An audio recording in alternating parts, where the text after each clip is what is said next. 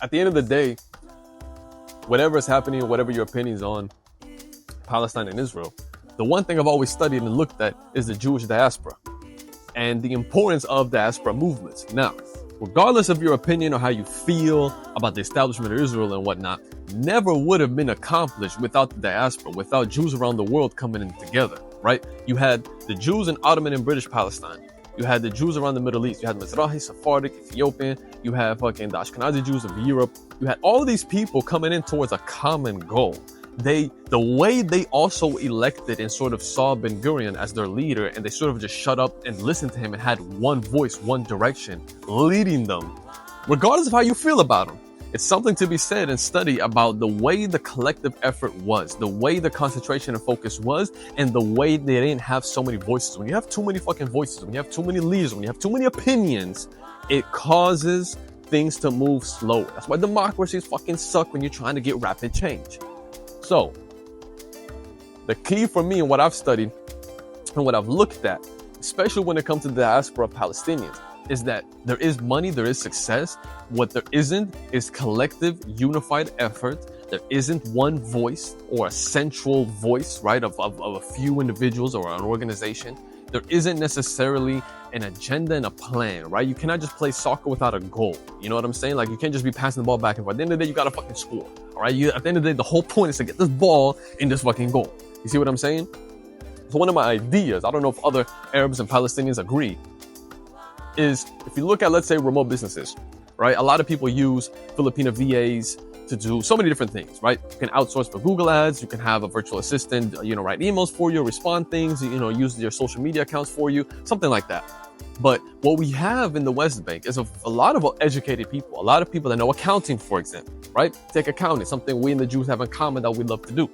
So you take so many people that have studied accounting, and there's not enough fucking jobs in a tiny ass region, right? That has a limited economy.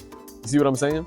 So you take, a bunch of fucking cousins that have studied accounting, right? You make sure they're understanding it with QuickBooks and whatnot. But you take the Palestinians in the US to build a sort of accounting agency, a bookkeeping agency, have them do the logo, the website, the outreach and the content, the marketing, the sales, get the clients and just deliver the work. Just go have somebody's house, because there's a lot of nice houses. We build nice houses, you know what I'm saying, with limestone and all types of shit. Ain't no fucking cardboard, drywood, whatever the fuck y'all use in the US. It's shit that you just back up into with your little booty sometimes, and it just boom puts a hole in the fucking wall. You know what I'm saying? That weak shit doesn't apply to us.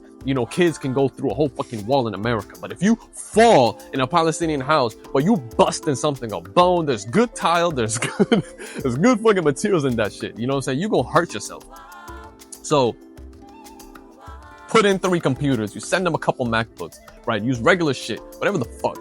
And all you simply do is outsource the work to them, right? You give them something to do. You tell them, okay, we got 2 clients in. These are the numbers, because numbers are universal, right? Your cousins back home ain't got to know English 100%. You know what I'm saying? The ones in the US know the English. They work with the clients. They communicate with them. They do the sales. They're the front, right? They do this shit right here. They can make the videos and the content. Oh, that was weird. I don't know what that was. And they just outsource the work to their cousins. Then you do the same thing. Then you go back and you teach 5 of them. Let's say now, instead of, bookkeeping, or y'all know numbers, let me take other people that are more graphic based, that are more visual based, that are more storytelling based. Okay. I'm going to teach the 5 of y'all video editing. Boom. Now I go out and give video editing clients. The average salary, a lot of people, let's say they make, fucking, I don't know, 800-900 shekels a month. What is that?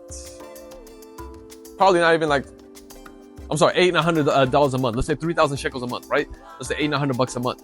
It is very easy. Let's say you're getting clients and you making 1,500, 2,000 out of them. You know what I'm saying? And then you go send 800-900 to the cousin back home. Now he's living decent, right? Not only is he living decent and he's doing minimal work at home, he doesn't have to leave, right? You don't have to get a bunch of Palestinians to come to Tampa or go to Chicago, whatever the fuck, and feel like, oh, they got to immigrate here and work, 80, 90 hours a week to send money back home. They could make money at home, still be with their family, still get married there and have kids there, still grow there. Then you go teach other ones some video editing. Boom. Now I'm outsourcing to my video editors, right? Why should Palestinian entrepreneurs build and work on businesses here and if they're outsourcing their labor to somewhere else, why are they not outsourcing their labor to the cousins back home? Why isn't there a collective Palestinian organization that focuses on that and works on that in order to not only supply people with jobs, but you're also keeping strong relationships between each other, right? You're keeping very strong relationships between the diaspora and the ones back home. You keep the ones here still aware and acknowledging of who their family is and where they come from. And you keep the ones there and appreciative of the strong collaborative efforts that the ones outside haven't forgotten about. See what I'm saying? So that's just a lesson to take, because at the end of the day, if you disagree with people, if you don't like certain people, that's fine. But unwillingness to look into and understand and learn from different people, that is where your ignorance will always keep you poor.